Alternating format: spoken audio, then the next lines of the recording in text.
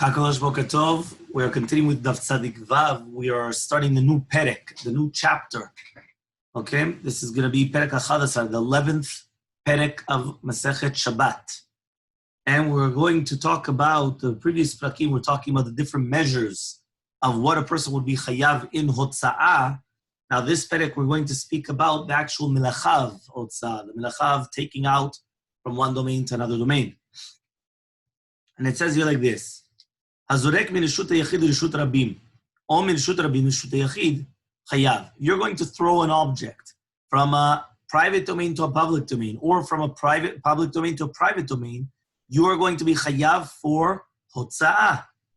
Okay.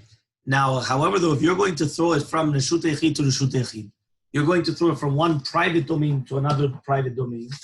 Let's see. Here it is.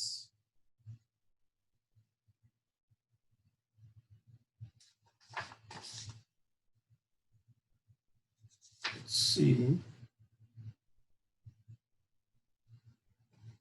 Okay, if you're going to throw it from one private domain to another private domain, and there's a reshut rabim in the middle. So, just for you to understand, here I don't have a picture of it, but for example, let's say I'm on Byron. Let's say I live on Byron, and I'm throwing it from my house to another person's house on the other street, right? Or on the other side. So now it's Reshut Yachid, but there's a Reshut Rabim in the middle. Now, obviously here we're talking about a real Reshut Rabim because usually our streets are like a Carmelit. They're like the Rabbanan, if you remember. Okay, but it says Rabbi Akiva is going to be Mechayev, and Chachamim say you're going to be Patur. Okay? So, and now we're going to explain. So one more time. The first part of the Mishnah said you're throwing it from one domain to another. It doesn't matter whether it's from the public to the private to the public. Chayav. You throw it from a private to a private, and in the middle there's a public one, right? So it's transferring, it's going through, right, the public domain. Rabbi Kiva says chayav. The Chachamim say it's patur. Keitzad, what's the case? Shte gezustarot.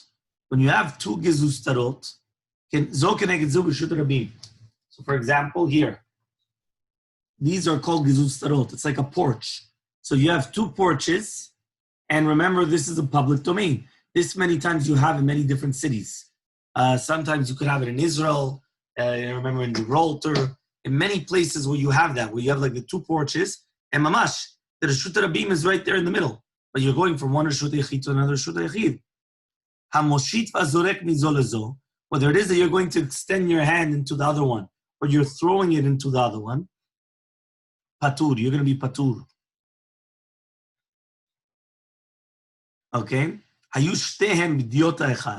If both of them were in the same aliyah, which means over here, meaning on the same side, right? This one, there are two opposite sides. So the Reshut Rabim is in the middle. In this case, the Reshut Rabim is over here. So it's on the same side. Okay?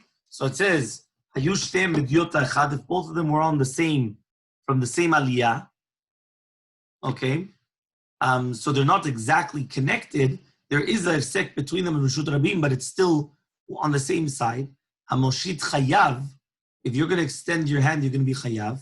But if you throw it, you're going to be patur. And why is it exactly?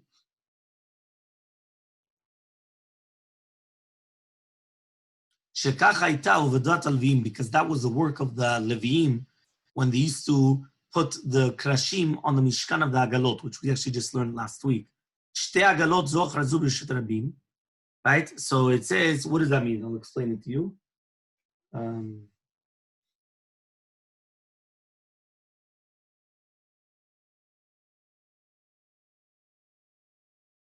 This was the Avodat Alvim. They always had two wagons, one after another in the Reshut Rabim.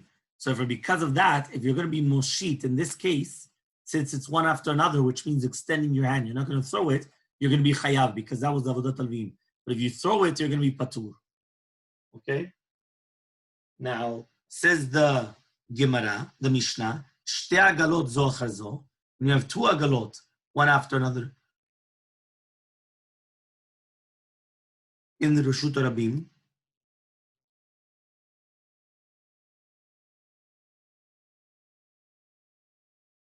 What's the difference in this case and other case? One more time.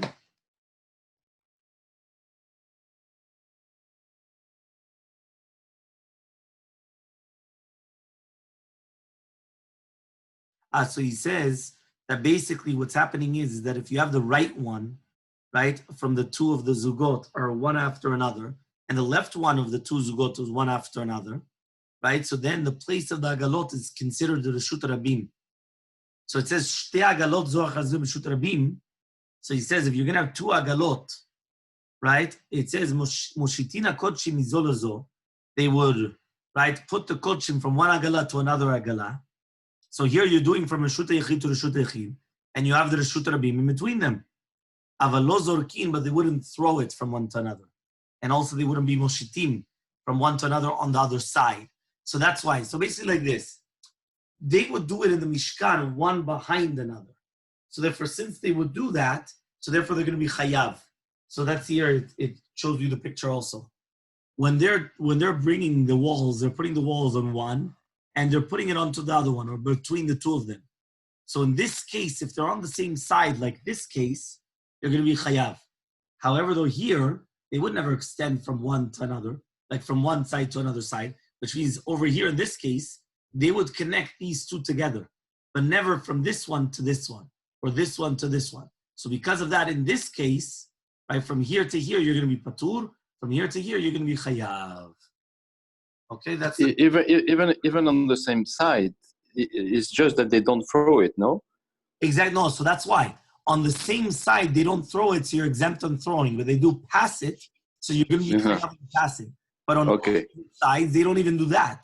So because they do that on opposite sides, you're going to be patur even for that. Good. Okay, very good. So now we go to the page.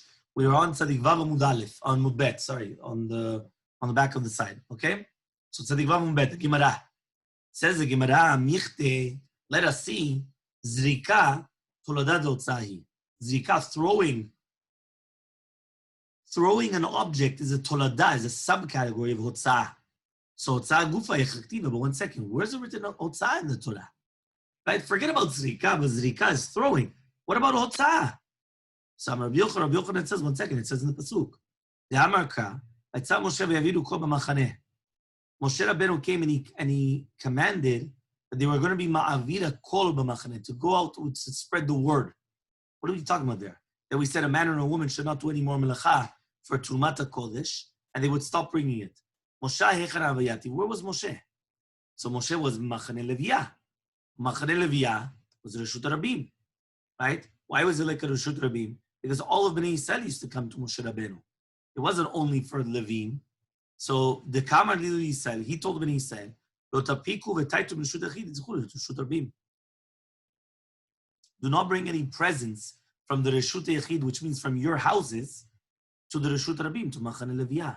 So you see from this pasuk, it's a pasuk mefurash. Moshe Rabbeinu was telling them on Shabbat, please do not bring anything from your private tents to the Reshut Rabim, to the Machane Leviyah.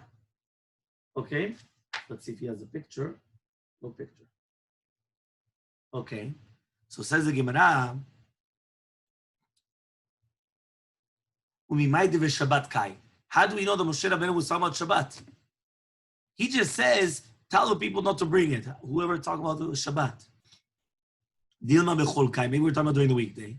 Because now we finished the melacha, so you didn't need any more donations. That it was already too much. So answers the Gemara, Gemara Havara from Yom Kippurim. You learn a Gzera Shava, but it's written Vayaviru Kol B'Machaneh. Havara to another Havara of Yom Kippurim. Tiva Achat's written over here Vayaviru Kol B'Machaneh, that they passed the word in the camps. Uchtivatam, and it's written by Kippur Vavarta Shofar Teruah. And just like over there by Kippur, it's a Yom Asur, it's a day that it's prohibited, right, to do melacha. So to here, we're talking about a day that it's prohibited to do melacha, which has to be Shabbat. Okay? So says the Gemara, okay, fine. Ashkechan hotza'ah, that's hotza'ah, because they're taking out from their houses to the Reshut Rabim. Achnasa minalan. How do you know from taking in from the Reshut Rabim to the Reshut Yechid that you're going to be chayav also? There's asur. So answers the Gemara, svara here, it's a svara, it's logic. At the end of the day, it's still one property to another property. So Malay Pico, Malu Yule, what's the difference in taking out and bringing it in? Mihu, Hotza is the Av, Achnasa is the Tolada. When you take out something from your domain to the public domain, it's called Hotza, which is an Av. When you bring in from the public domain to the private domain, that's called Hachnasa, which is a Tolada, it's a subcategory. Okay? So now we just explained that. Since right now, they're going to be chayav on both of them, why are you going to be called one on Av, one on Tolada? Meaning until now, we're understanding that if at the end of the day you're going to be chayav on both, so why are you going to be called what's an Av, what makes something into an Av and what makes something into a Tolada? So he says, no, nafkamina is going to be between Nav and a Tolada. If you did two avot at the same time, or you did two toladot at the same time, you're going to be chayav both, on both of them together. But if you did the av and tolada, you're only going to be chayav one. Meaning, let's say I did two av melachot, chas v'shalom. So I went and I did borer, and I did the cooking. Borer and bishul. Right? So I'm going to be chayav two. Why? There are two av melachot. I did two toladot. I did tolesh, right? And I did mefarek. Mefarek is the toladav dash, right? Which was milking the animal on Shabbat. Or I did tolesh. I cut, right, the nails or hair, which we said that was the toladah av guzez, shearing the wool. So I did two toladot. I have twice. However, though, if I did a hotza'av v'hachnasa, which means taking out and bringing in. By the way, you should know, we always say, Hotzat Sefer Torah, taking out the Sefer Torah. However, though, you should know that it's not only just the taking out of the Sefer Torah, Ashkenazim call it Hotzat V'Achnasa. Hotzat, taking out the Sefer Torah and bringing it back in. It's the same Lashon. Hotzat V'Achnasa, taking out and bringing back in. So it says, if I'm going to do an Av and it's Tolada, Lo Mechayev Elachada, you're only going to be Chayav one. That's what he's saying here. You're only going to be Chayav one Malacha. One chatat. Why? Because when it's the same av and toladav, the same group, I'm only chayav one. If it's two avot or two toladot, and obviously they're different ones, right? Because it cannot be the same av. If it's two avot, it's two different avot. If it's two toladot, usually we're referring to two different toladot from different avot. Then you're going to be chayav twice. If you do one, it's one. Okay, so ask the Gemara, Tzadik Vav Amud Bet. Or Rabbi Eliezer, the mechayev tolada bimkom av. And according to Rabbi Eliezer, that he's going to be mechayev a tolada instead of the av, which means that when he's going to be mechayev the achatat, right, on the tolada, even though you're going to do it together. So why is it called an av and a tolada? Remember, according to Rabbi Eliezer, he's saying that if I did the av and tolada, hotza and achnasa, I'm going to be mechayev twice. So then why are you calling one an av? Why are you calling one a tolada? So says the Gemara, whatever was in the Mishkan, which was chashuv, I'm going to call it into an av. Okay? And that which was not, wasn't in the Mishkan, is not called an av. That's one answer. Inami, or another answer, whatever is written in Furash in the Torah is called an av. Whatever is not written in Furash is called a Tolada. So in the Torah it was written Hotzah. Achnasa was a Svara. So first of all, it wasn't written in the Torah.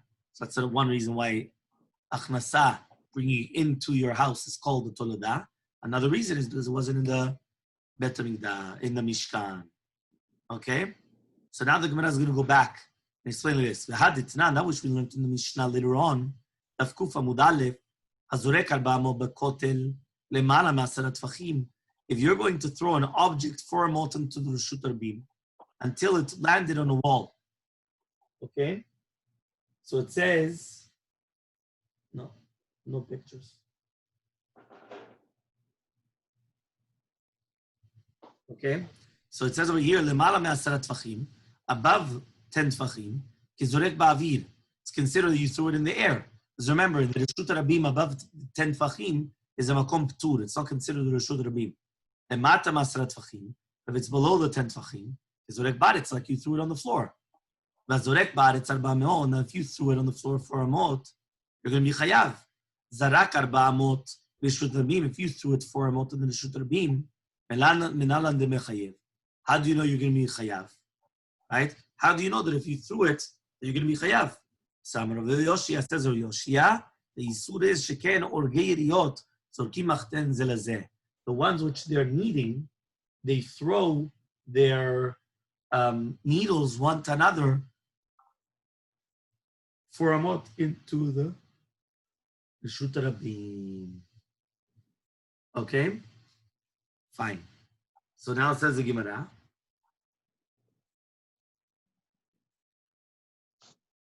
Amar Rav Yoshia. Rav Yoshia comes and he's going to say, so they throw the needles. Very interesting how they throw the needles. It doesn't sound that safe, but I guess they would put it somewhere and then they would throw it. So since they were throwing it from one place to another place, it became like a Reshut Rabim, and therefore you're going to be chayav. Okay? So ask the Gemara, or gin mechatim, lamalu. Why do we need a machat? Right? Why do we need needles? So it says, Ella sheken tofrei yiriyot zorkim achten. You're right. It's not because they were weaving. Because if they're weaving, they wouldn't use a needle. They would use the weaving tools. It's the ones that were sewing. The sewing ones were using it, right? They were throwing it. So says the Gemara, says maybe they were sitting right beside each other. Whoever told you they're going to be on different sides, now when you throw it, you're going to become chayav. Whoever told you that? So answers the Gemara, right? It says over here like this. It says, answers the Gemara, and it says like this. It says, Mati adadi b'mechatim. If they were right beside each other, so then they wouldn't have to come and they wouldn't have to, it says when they were going to go further out, they would hit each other with their needles. So therefore they had to be further away in order that it doesn't interact. Meaning I'm not going to bother you if I'm doing my needlework and you're going to be right beside me, because if not, we're going to clash. So ask the Gemara, fine. But maybe they're still within Arba Amot. Right? Whoever told you that they're sitting far far away. So answers the Gemara, you're right. Elam Rav Chasta says Rav Chasta, sheken orgei riyot zorkin buchyar b'riyah. He says they're going to be throwing the buchyar.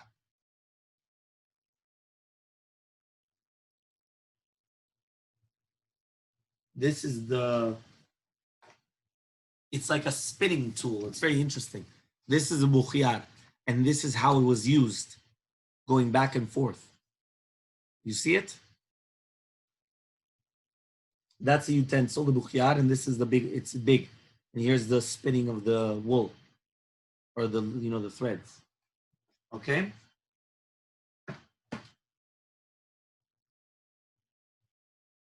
So here it says that they would throw the buchyar, right? They would throw it. So since they would throw it, it says, so therefore it says, right, it was considered Reshut Rabim. So it says it was going to be minimum 4 amot. So therefore, that's why he says it's going to be throwing in 4 amot on Reshut Rabim, you're going to be chayav. Okay? Until here we're clear? Yes. Okay. So says the Gemara, V'alog do biyado. He says, 1 second. I thought that he was throwing it with his hands, which means when you're going to throw this buchyar, how do you translate buchyar in English? This shuttle. Shuttle? Yeah, shuttle, yes. That come and go, I think. Okay. That's why it's coming, going. Okay, like a shuttle. Okay. So it says, right now that you're throwing this buchya, it says, if you're going to do it for the other way, it says it didn't actually finish your hand. Because even after throwing it, right, it's still partly in your hand. So therefore he says, so why are you going to be chayav? Throwing usually means that I completely threw it out of my hand, not that I'm throwing it like this and going around. I still have it. So answers the Gemara, benischa batra. We're talking about the last one, which means when you just finish at the end, you cut it. Let's see if there's a picture. Okay, yeah, no, just benischa batra is over here, where basically you just finished all the thread in the middle. So therefore it just comes out. So because of that, that's why he says you're going to be chayav. Okay? So ask the Gemara, v'ha bimkom patur kaza. It says 1 second, but this buchyar is going in a makom patur. Why? Because since we're talking about that the two walls are separated by the Reshut Rabim, so it's a makom ptur. So he answers, you're right. They're lending it to other people, not to themselves. Meaning you're not talking about themselves going back and forth, because if not, it's a makom ptur. We're throwing it to somebody else beside us. So because of that, you're going to be chayav. So ask the Gemara the same question we asked before. Maybe they're sitting right beside each other. So even if I throw it to my friend beside me, what's the big deal? And so the Gemara, right? They're talking about that it would touch each other. So because of that, they had to make sure that they're further away, that they're not going to, they had social distancing. It was minimum of 2 meters. I remember that Arba Amot is 1.92 meters. So they had 2 meters distance, right? It was time of virus. So, yeah. But he says because of that, that's why we have, they weren't beside each other. Okay?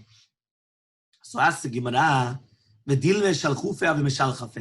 says maybe these Orgei Yiriyot were be'emet one beside each other.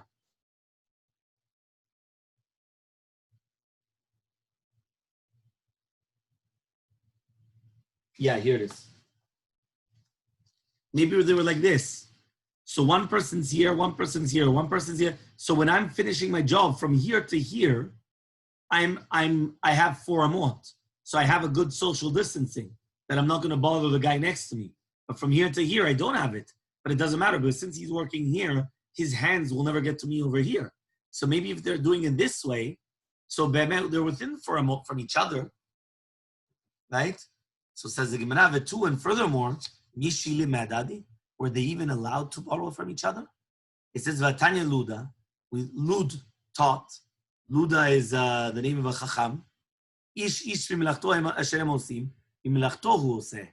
They don't say b'melecha chaviro, which means you're only allowed to use your own utensils. You're not allowed to use your friend's utensils. That's something incredible. You're building now something for the Mishkan. You're weaving it, you're sewing it. You're only allowed to use your own utensils. You're not allowed to use anybody else's utensils. The 2, and furthermore, how do you know that you're going to be chayav if you're just passing from one side, from in the Reshut Rabim? How do you know? Because until here, we're talking about even throwing.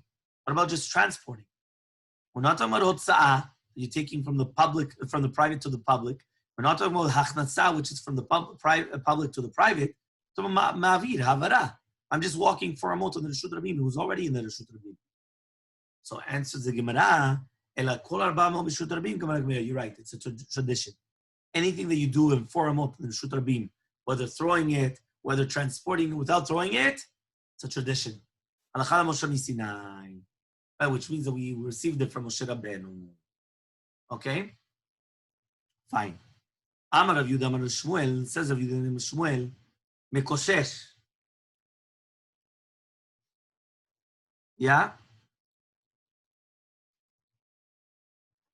Let's just check.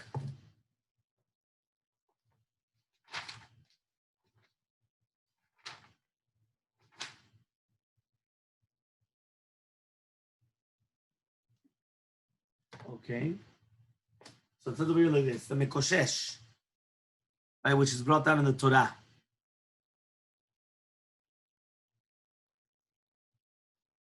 So it says over here, the question that we ask ourselves is, to do this Mekoshesh Etzim, that he basically cut wood on Shabbat. So it says, Ma'avir abavon b'shut rabim ava. So it says, what did he do wrong? The Chilul Shabbat was that he transferred it 4 amot into the Reshut Rabim, which means that he didn't actually cut the wood down, right? And he didn't actually gather them, because if he would have cut it down, that's another Avirah. If he would have gathered them, that would have been also Me'amed. But rather, all he did was, he transferred them down to the Reshut Rabim. And that's why he was stoned. Matnita Tana, right? So this is, remember, this is by Tzlofchad. Matnita Tana, we learned it in the Braita, Toleshava. Another Braita says, no, he was actually Tolesh, which means he actually cut it down from the trees. He didn't cut it down, it was already cut. He gathered them together. So there's 3 different shitot. What was the Avirah of the Mekoshesh Etzim, which we're going to be learning very, very soon. Another parasha. Right? It says over here, was the Avirah of Mekoshesh Etzim Ma'avir 4 amot b'Reshut Rabim? Right? Was it Tolesh, which means he cut down the tree, or was it Me'amer? So ask the Gemara, Lemay nafkamina. What's the nafkamina? So answers the Gemara, Lechderav, Lekrav. The Amar Rav, as Rav says, Matzati Megillat Starim Berabchia. I found Megillat Starim, which is a special Megillah, which was hidden in the Bet HaMikdash of Rabchia. The Ketub in a certain. Isi ben Yudah, and Isi ben Yudah says, Avo melachot avim chaser echad. There are 40 melachot minus 1, 39 melachot. Ve'eno chayav elachat. You're only going to be chayav 1. So you have to add in the words if you did all of them in one shot.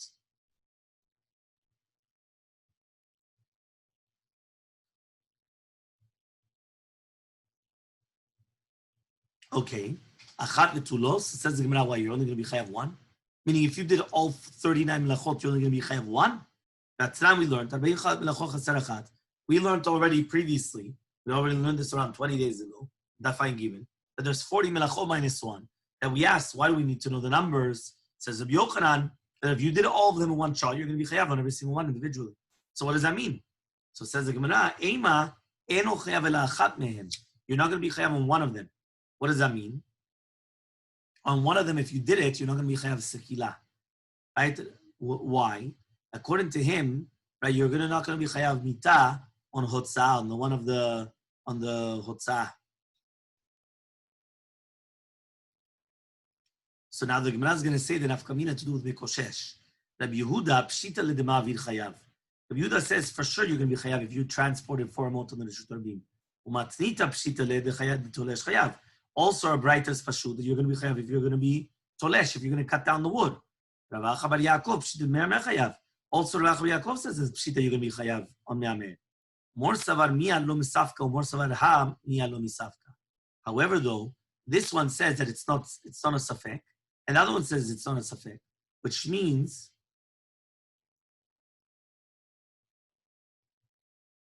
so you don't have a safek on the other one. So therefore, 1 second, so then why be'emet are you going to be chayav? So he says the reason why is because it says like this. Tan Rabbanan, we learned in the Braita, right? He says, Mekoshesh tzlovchad. Mekoshesh tzlovchad. לכן הוא אומר, לסוטו it says in the pasuk, ויהיו בני ישראל במדבר וימצאו איש מקושש עצים יום השבת.